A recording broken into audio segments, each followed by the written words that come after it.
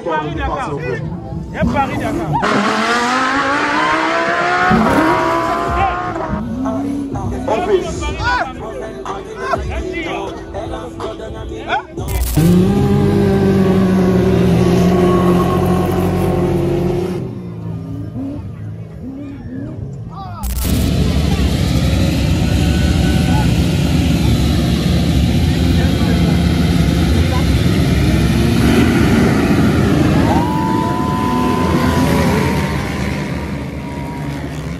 Aujourd'hui, dimanche 14 avril 2024, je te fais découvrir le Bunda Makassi 3e édition, une course internationale d'endurance sur moto et buggy 4x4 qui s'est tenue à la Pointe-Indienne, une localité située à 40 minutes de la ville de Pointe-Noire en République du Congo. Une compétition à laquelle ont participé une quarantaine de coureurs, parmi lesquels 8 pilotes de la République démocratique du Congo, 3 pilotes de la Belgique et 2 pilotes venus de France. Alors que tu sois fan de sport mécanique ou pas, cette vidéo, j'en suis sûr, va forcément t'intéresser. Salut à toi et bienvenue sur ma chaîne. Ici, je te fais découvrir le Congo. Donc si comme moi tu es passionné d'Afrique, tu as deux choses à faire. Tu t'abonnes et tu actives les notifications pour être notifié en temps réel de toutes nos publications de contenu. Déjà, c'est pour la première fois que j'ai assisté à cet événement, mais ce qui est sûr, c'était énorme. Outre la course en elle-même qui était juste dingue, avec de super acrobaties de la part des coureurs en moto surtout. Malheureusement, j'ai pas pu tout filmer parce que ma batterie m'avait lâché. Vu qu'on a passé toute la journée sur place en fait, du matin jusqu'à 17 h. En tout cas, je félicite les organisateurs de cet événement, notamment Moto Club Pointe-Noire, le sponsor officiel CFAO Congo et tous les autres partenaires qui ont tenu à ce que la fête soit belle, parce qu'en effet la fête était réellement belle. Toutes les conditions étaient réunies pour que les gens s'amusent, que les gens se retrouvent quoi. Il y avait ici des ambulances et toutes les dispositions de sécurité étaient prises. Il y avait un monde fou. En tout cas de mémoire, j'ai rarement vu un événement regrouper autant de personnes, autant de monde. Il y avait un monde fou.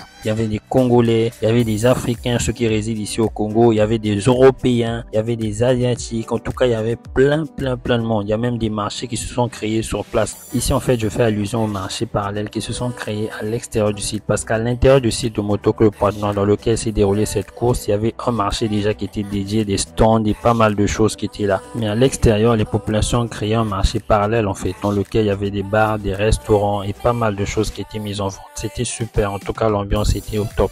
J'ai vraiment apprécié. Imagine, toi, il y avait sur place plus de 200 voitures garées. Imagine juste le nombre de personnes. Juste essaie d'imaginer. Donc là, tu as en image la course d'obstacles, celle qui consistait à franchir une série d'obstacles. Donc cette compétition s'est déroulée en deux phases. Il y a une première phase pendant laquelle les motos sont passées pour 1h30. Ensuite, les buggy, donc les 4x4 sont passés pour 1h30 également. Et il y a eu une deuxième phase, ce qui est la phase finale, pendant laquelle les motos sont également passées pour 1h30 de compétition. Et pour finir, les buggy également sont passés pour 1h30 de compétition, ce qui a fait en tout 6 heures de compétition. Donc comme tu peux le voir, il y avait plein de monde et ça sont les points d'observation de la course. Tu pouvais te mettre sur ce conteneur là pour observer la course ou te mettre aux abords de la piste. Là tu as le stand de la CFAO, le concessionnaire de voitures, donc le sponsor officiel de cet événement. Là tu as les toilettes publiques. Là-bas c'est les gens qui observent la course sur cette montagne et ce site est magnifique, c'est vraiment beau. Et ça se trouve au Congo, c'est pas ailleurs, c'est au Congo. Donc ton Congo que tu dénigres, voilà la beauté qu'il a. Voilà comment les gens se déplacent du monde entier pour venir participer à une compétition qui se déroule au Congo, tu vois. Pour moi, par exemple, qui suis quelquefois le championnat du monde de MotoGP avec des coureurs comme les Fabio Quartararo, les Marc Marquez, les Joan Zarco, Francesco Bagnaia et autres, ça fait beaucoup d'émotion de vivre ce genre de course en live en fait, parce que je suis souvent à la télé,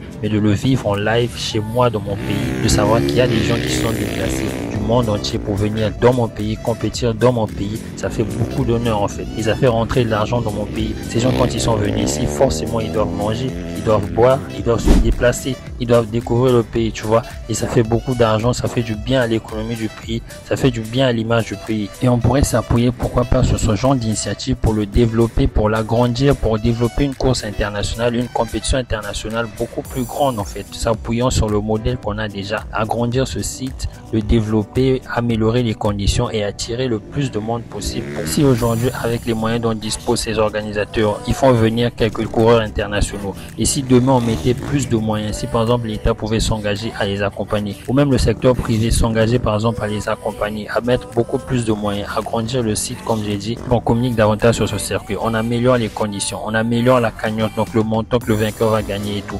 on améliore tout ce qui est conditions autour de cet événement, on communique massivement. Forcément, ça va faire venir beaucoup plus d'athlètes internationaux et voilà, c'est l'envol, c'est parti quoi. Du coup, ça va impulser la création d'écoles de formation dans le domaine du sport mécanique au Congo. Les Congolais seront formés et bien évidemment, ça va susciter les vocations et nous aurons nos champions dans ce sport. Dans tous les cas, le rêve est permis. Et la bonne nouvelle, c'est que cette compétition n'est qu'à sa 3e édition aujourd'hui. Donc, il y a encore beaucoup de marge de progression, beaucoup de choses qui peuvent encore se passer à l'avenir et le meilleur reste à venir. Je me rappelle par exemple, il y a de cela bien des années en arrière, on disait que le rugby n'est pas un sport d'Africains. Mais à ce jour, c'est l'Afrique du Sud qui est champion du monde en titre dans ce domaine. Et cette nation est plusieurs fois champion du monde de rugby. Donc, elle a su prouver aux yeux du monde que tout ce qui se disait avant, ce n'était que des préjugés sans aucun fondement.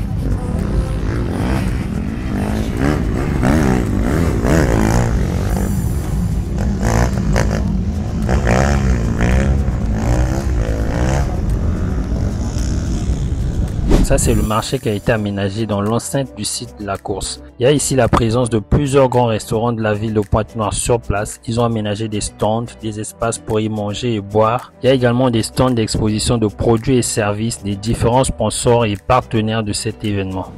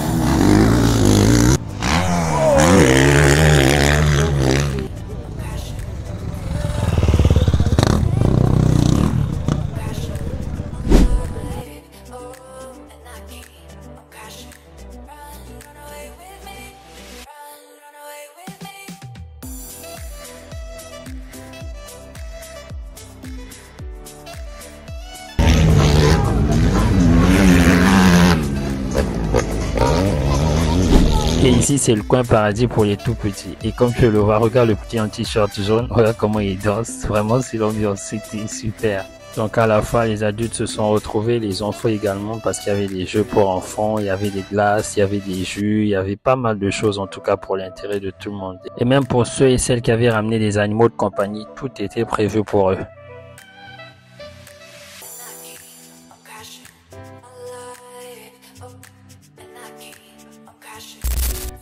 Alors comme je l'ai dit précédemment, il y avait ici plus de 200 voitures alignées. Imagine, c'est énorme. J'avais jamais vu autant de voitures ensemble. Plus de 200, je te jure, c'est énorme, énorme. Tellement de voitures, mais tellement de voitures à perte de vue.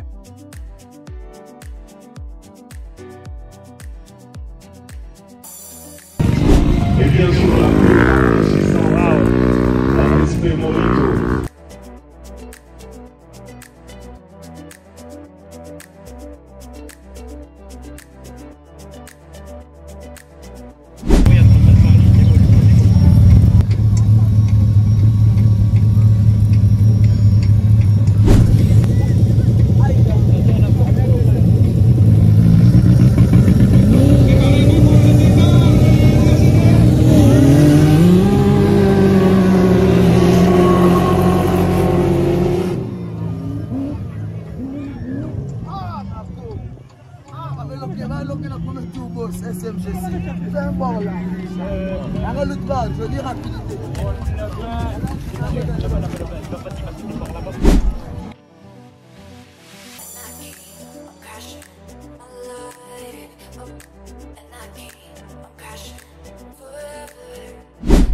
Il y a Paris-Dakar.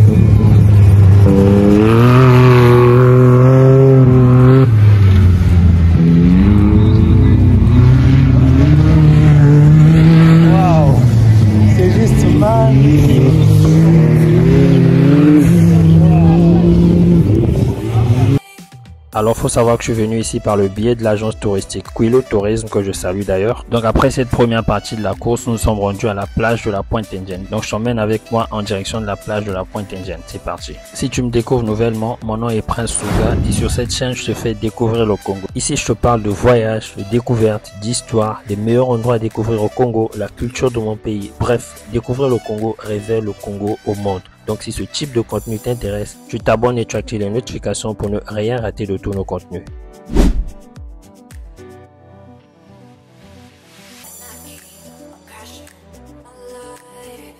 Voici donc la magnifique plage de la Pointe Indienne que je t'invite d'ailleurs à visiter. Et avec 2000 francs CFA seulement, soit 3 €, tu peux quitter Pointe-Noire pour cette plage et tu quittes cette plage pour Pointe-Noire. Donc en aller-retour avec 3 €, soit 2000 francs CFA seulement avec le transport en commun. Tu fais un aller-retour Pointe-Noire, Pointe Indienne. À présent, si tu voudrais avoir davantage d'informations sur cette plage, je t'invite à suivre la vidéo que j'ai faite à ce sujet. Donc le lien s'affiche là maintenant sur ton écran et également en description de la vidéo.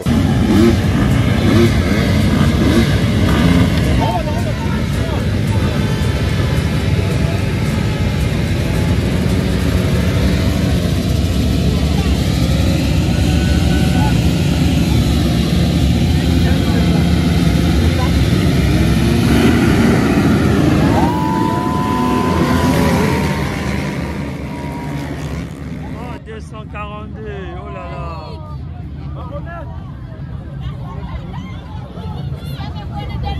Oh.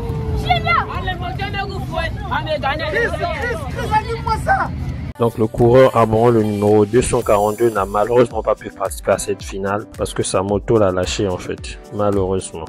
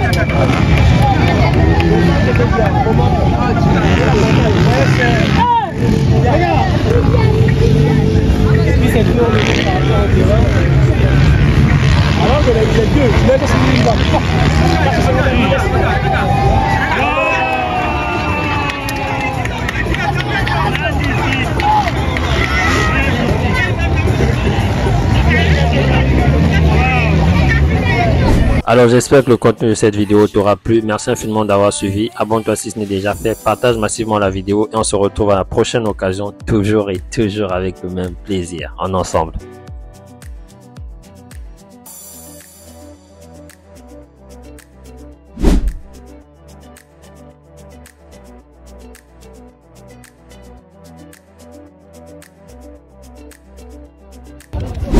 J'ai tout filmé, malheureusement. J'ai perdu mon trépied. Du coup, il me faut un nouveau trépied. Il m'a permis de faire de belles prises. Malheureusement, il a rendu l'âme. Donc, il me faudra m'acheter un nouveau.